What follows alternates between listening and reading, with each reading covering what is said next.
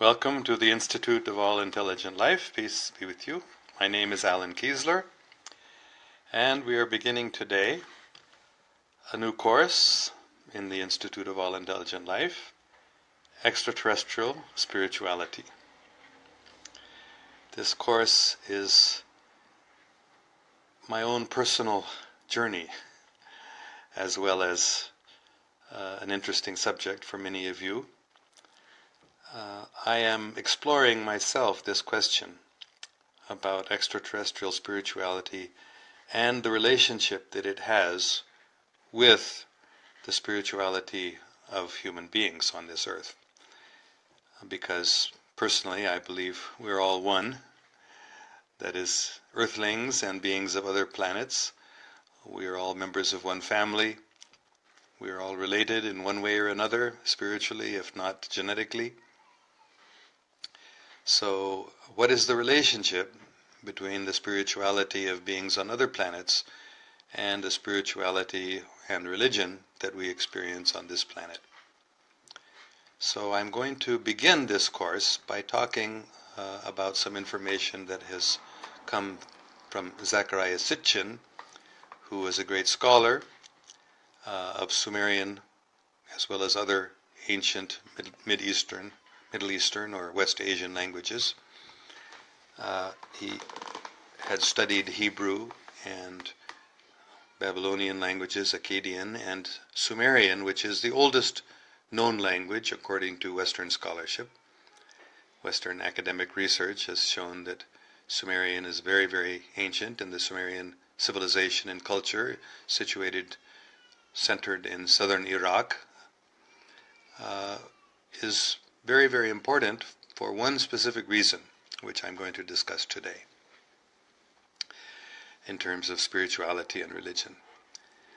I'm going to briefly explain what Zecharia Sitchin discovered in his study of these ancient Sumerian documents, which were written on clay tablets. The language had been translated in the 19th century. The language had been deciphered, I should say, and many of the texts translated in the 19th century. But the stories that were found in these ancient texts were so unbelievable that the translators could not believe they were historical documents, even though they were presented as historical documents, but instead they interpreted them as mythology, as stories of gods, although the stories themselves simply discuss the activities, historical activities, according to the texts themselves, of a race of people who came from the sky, who came from outer space to this planet hundreds of thousands of years ago. And without going into the details now, into too much detail about why they came here, I will just say that they had some problems in their atmosphere for which they required gold. You may have heard of monatomic gold. Gold is usually a metal, of course, in which the atoms of gold are bonded with the other surrounding atoms, but there is a way that those atoms can be made monatomic. That is, each gold atom exists separately, so that it becomes a very, very fine powder instead of a solid metal. So the people of the planet of Nibiru, which evidently, although it has a very unusual orbit, may be a planet of our own solar system, or it may be a planet of another star which is quite near to our star, our sun, but is not visible because it's infrared. Its radiation is infrared, so it's not visible to the naked eye. But most stars in our galaxy and probably in the universe don't exist individually, but exist in a combination of two or sometimes three or even more stars circling around each other. For example, one of the best known stars near us, Sirius, is a very, very large and bright star and quite near to us, so it's the brightest star in our sky. Sirius is not a single star, but actually there are three stars that are circling around each other. So it appears that our sun also is not an individual star, but actually has another companion star with it, which is an infrared star, or red, a very relatively small and not visible star. So that star also has its own planets. So this planet of Nibiru, which is described in the Sumerian texts, may be a planet of that star rather than a planet of our sun. But in any case, Nibiru, according to the Sumerian texts, has a very long orbit, and it goes far, far beyond the orbits of Uranus, Neptune, and Pluto, and it takes 3,600 years or so to circulate around our sun. So whether it is a separate planet on its own, or whether it is whether there is a star that has a planet, it doesn't really matter. The conclusion is the same, that on this planet of Nibiru, the atmosphere was failing in some way, and they required a lot of gold to be made into monatomic gold in order to remedy the deficiency or the defect that their atmosphere was undergoing. So eventually, after a lot of efforts, they discovered our planet had a substantial amount of gold in it. So they came here, and that in itself is a long story, but eventually there were two brothers who were the sons of the king of Nibiru named Anu. They were Enlil and Enki. So there was a sort of competition between the two brothers, half-brothers, because Enki, although he was older, he was not the son of the chief queen. Enlil, although he was younger, was the son of the chief queen, so he had the priority in terms of the succession to the throne. So, as it turned out, Enlil, although he was the senior brother, had not yet become the king, senior in terms of seniority, not in terms of time of birth. And Enki was given the job of coming to Earth and obtaining the gold for Nibiru's atmosphere. Now I'm going to cut out all the details and come to the point that is especially interesting to us right now, and that is that eventually Enki discovered, originally he was getting gold out of the oceans, but that was a very laborious process, and eventually he discovered huge mines of gold in South Africa. So Enki went and began mining the gold there, and the workers from Nibiru who had come to work in the mines after many, many years became tired of all of this hard work, and they sort of rebelled, and eventually the decision was made, although there were differences of opinion between Enlil and Enki as to how this should be done, but eventually the decision was made to genetically engineer a being who could be a worker to work in those gold mines. And what's very interesting about this story is, as you'll see in just a minute, that the creation of the first human being, which incidentally is the name Adamu is given in the Sumerian texts, which simply means, I think, man. This Adamu was after many, many efforts and many failures to create a suitable being to be the worker for the gold mines, finally they were able to create a being who was a hybrid. That is, there were what we now would consider an ape, or an ape man. That is a very primitive Homo erectus, not a human being, not a Homo sapiens, but an advanced ape that was present at that time. We're talking about a couple of 100,000 of years ago, which is the time that we, according to modern anthropology, also date the beginning of the Homo sapiens.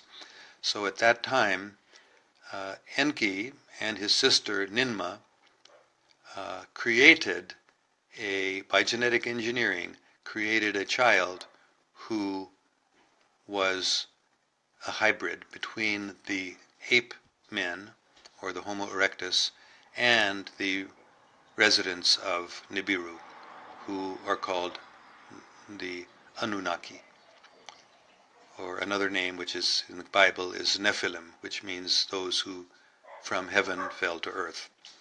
So I'm just going to show you a picture from the Sumerian texts, which is very instructive because it supports this idea that we are dealing with something like genetic engineering. Let's see if I can get this. Here we go. So this is a reproduction of a photograph, or not a photograph, it's taken from a photograph of one of those ancient clay documents, clay texts. And here you can see, this is Ninma, this is Enki, his sister, and this is Adamu. So I won't go into all the details of the difficulties they experienced in trying to create this being who had to be intelligent enough that he could carry out their orders, but not so intelligent that he would rebel like the many Anunnaki workers had rebelled, objecting to the very hard work that they had done in the gold mines. But, and this was a very, very important part of that story, what was important was that Adamu had to be not just a hybrid like a mule, which is a hybrid between a horse and a donkey, which cannot reproduce. So the original hybrids that Enki and Ninma created, they were not able to reproduce. But finally, they were able to get an Adamu and a female human being also who could reproduce. And that was the beginning of their success in creating a Homo sapiens, a worker, who could work for them in their gold mines.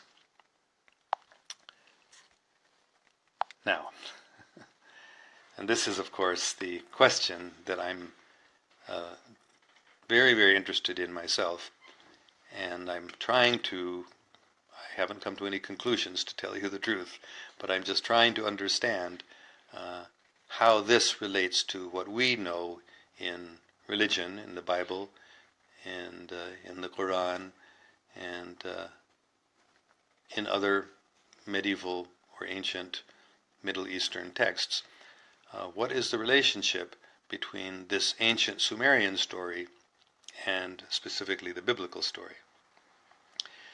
They are obviously similar in some ways, and they're obviously different in some ways.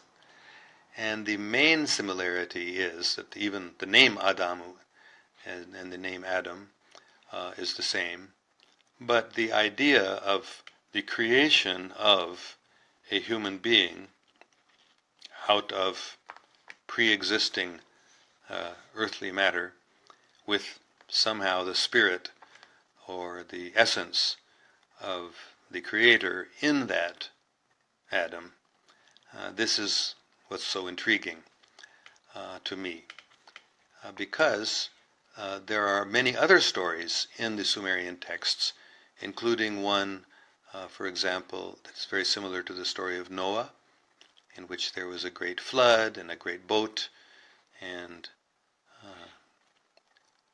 there are other stories also which make it clear that the stories in the Bible, in the book of Genesis particularly, the ancient stories there are obviously related to those more ancient Sumerian stories. And in fact, it appears, as we study them objectively, it appears that what happened was that the stories in the Bible were taken from those ancient Sumerian stories, which had later, come into the Babylonian culture. And when the Jewish people were exiled from Jerusalem, and from when the temple in Jerusalem was destroyed the first time about 6th century BC, before Christ or before the Common Era, they were in close contact with the intelligentsia and the priestly class in Babylon, and they learned all these stories, these ancient Sumerian stories, which were present in the Babylonian culture, and then they introduced those stories into their scriptures. And that's how, this is one theory at least, of how these stories in the Bible came to be written. And the other possibility is, of course, that Moses had written them many years earlier, as the traditional Christian and Jewish belief holds. But still, whether Moses wrote them or whether they were written by Jewish priests later after being in contact with the Babylonians, in either case, it's clear that there are many similarities of the biblical stories and these ancient Sumerian stories. So what does this have to do with the question of extraterrestrial spirituality and earthly spirituality or religion? And the main point that I'm considering now, and I'm considering myself, I'm trying to resolve this question for my own understanding. Is it possible that this information coming from extraterrestrials, the Anunnaki were not Earth people, they were from a separate planet, very near to our planet, at least it comes near our planet, it comes near our solar system at some time, and it goes very far away at other times, depending on its orbit, whether it's near its apogee or perigee. So it's a separate planet that the Anunnaki came from, so they are extraterrestrials, but they have this sort of information about the creation of an Adamu, or a Homo sapiens, or a human being. And the interesting thing, if I go into a few more details about it, is that Enki, who is pictured again here, I'll show you the picture. Enki here, who is working obviously with an assistant here in a sort of laboratory where he has test tubes and where he's doing some sort of genetic engineering. Enki was in conflict with Enlil, his brother. I didn't go into too much detail about this, but just one or two more details are that Enlil was somewhat opposed to this idea of creating a human being who could reproduce, whereas that was Enki's purpose. And he sort of did it surreptitiously or without Enlil's full knowledge and approval, but once he had accomplished it, it was so valuable to the Niburians, to the Anunnaki, because now, after some time, they were able to create a whole generation of these workers, and it became accepted by Enlil and by the higher authorities, such as their father Anu. They all accepted this. But there was a conflict between Enlil and Enki. And we know in the Bible story there was a conflict between Jehovah, the creator God, and the serpent. And it appears that Enki here is identified as the serpent. In the Sumerian texts, he has a certain identification with serpent. So according to the Sumerian texts, though, that serpent was not evil. He was actually favorable to humanity. And the creator in the Bible was the enemy of that serpent. So in the Sumerian text, it is Enlil who is the enemy of Enki, the serpent. He wasn't a serpent in terms of how he looked, but there were certain reasons why he was given that designation. All right, so that's about all I'm going to go into right now. This, of course, raises a very, very interesting question, fundamental question, which is going to be one of the main thrusts of this course, and that is, can we learn something from extraterrestrial spirituality, from extraterrestrial traditions, about our own spirituality and our own religious beliefs and ideas?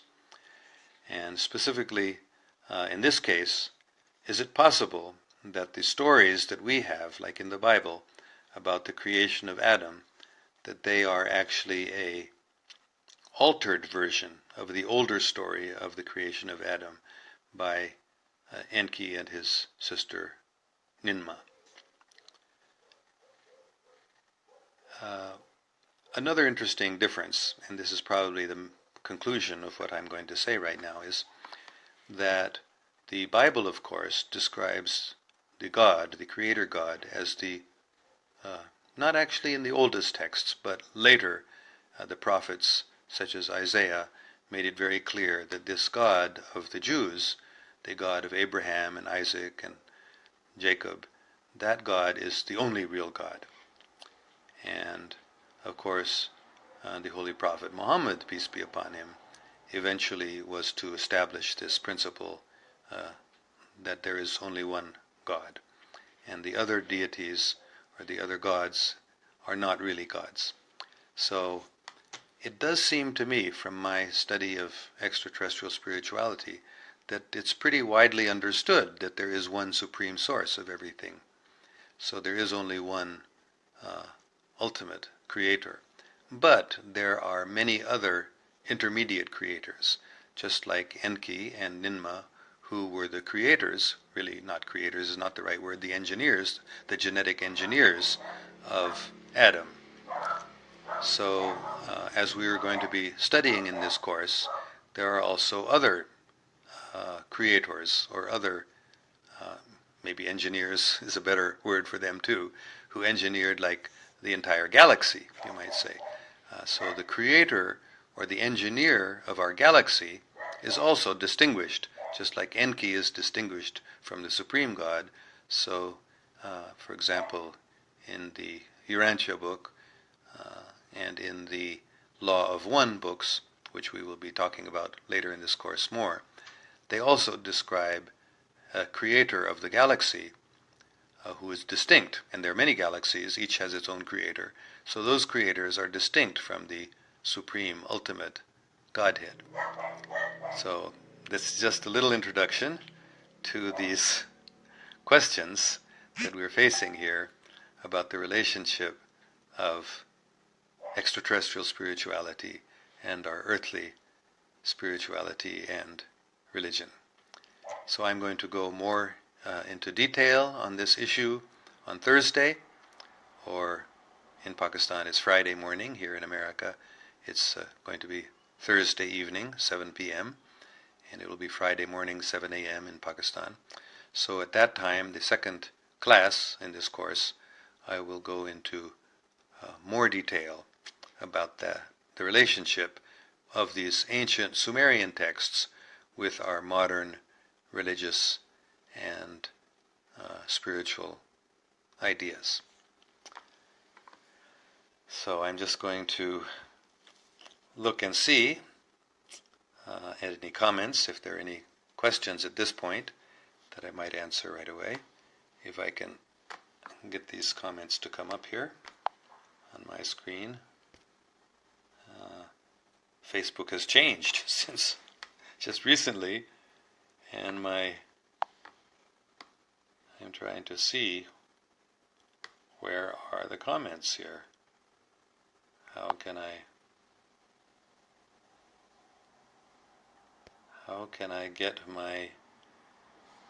I see your comments? Because this has never happened to me before, that the comments don't appear at the bottom of my screen. So it appears that Facebook has done something new here, and I'm not familiar with what's going on here, so I'm not able to see your comments or questions. Let's see if there's... I may by mistake now turn this off as I'm trying to find these comments.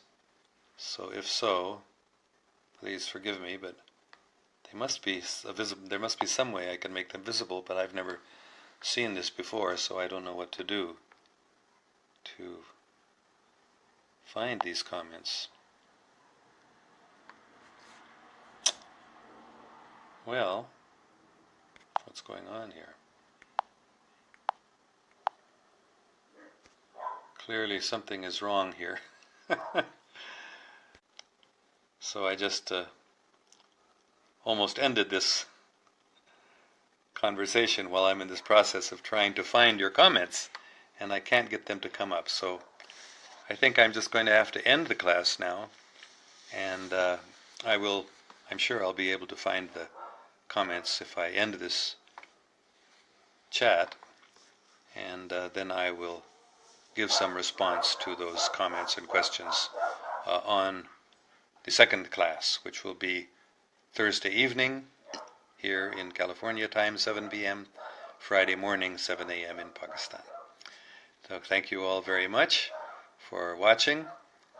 I think we had about 10 or 12 live viewers, and other people will be viewing it later. So anybody who makes comments, or anyone at least who has a good question, I will look at it and perhaps reply to it in the next class.